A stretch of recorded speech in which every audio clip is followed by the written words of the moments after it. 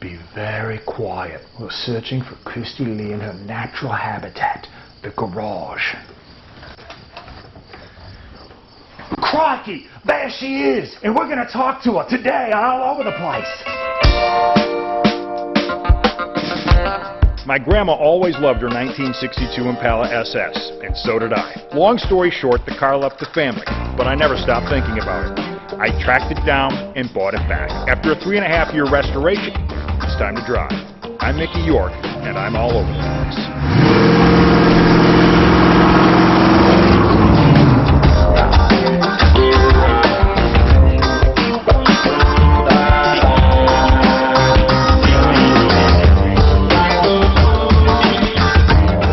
Cristy Lee is a girl after our own heart. She's literally all over the place. You've probably seen her on the MOTORTREND network, formerly Velocity, hosting any number of shows from All Girls Garage to her latest role on Garage Squad and everything from SEMA specials to Barrett-Jackson auctions.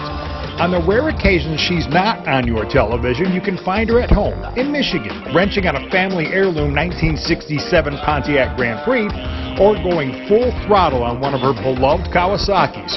She's a gearhead through and through, but she comes by it honestly. Where does this automotive passion come from? I blame my dad for everything. My dad was a shop owner mechanic, avid car enthusiast pretty much his whole life. He was a motorcycle technician and instructor at the old American Motorcycle Institute in Daytona Beach, which is where I'm from originally.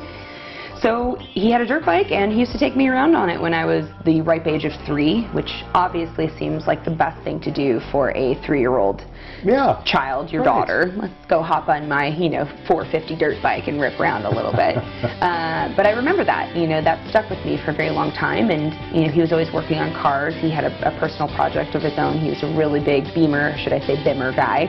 He had a BMW 2002, not the year model, the model number for the purists out there.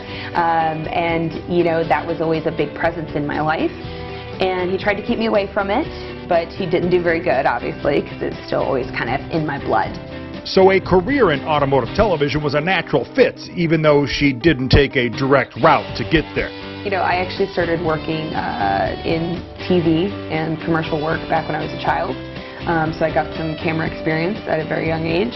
And then years and years later down the road, I just so happened to be working for Chrysler Dodge as an auto show narrator, narrating for the Jeep Grand Cherokee.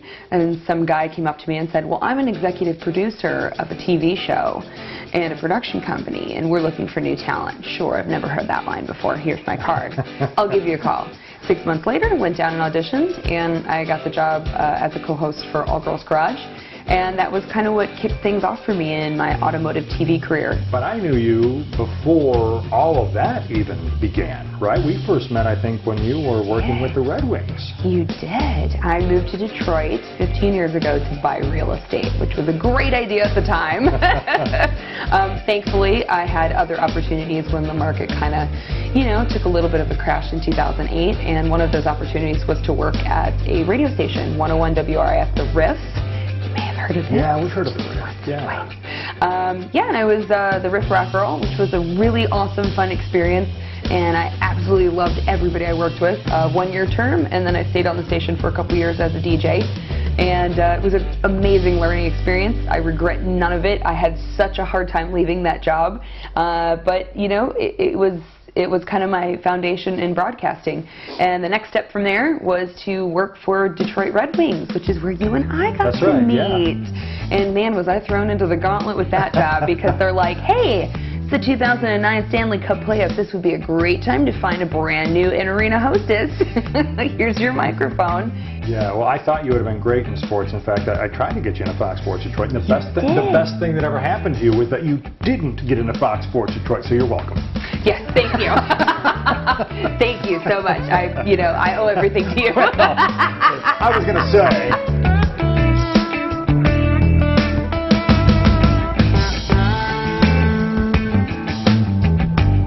All Girls Garage, I think it's unique, and it gives certainly a different look at the hobby and what you guys do, especially from a female perspective. How important has that show been, do you think, kind of in your world, and what sort of feedback do you hear from women?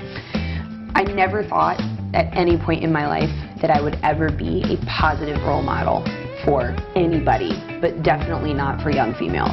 Like, that's not something that if I flashed back 10 years ago, I would have said, you know, I'm really going to be that girl that parents come up to you and say, thank you for being a positive role model for my daughter, or my granddaughter, or my niece. And that's such an amazing feeling, and it's something that I've really tried to embrace.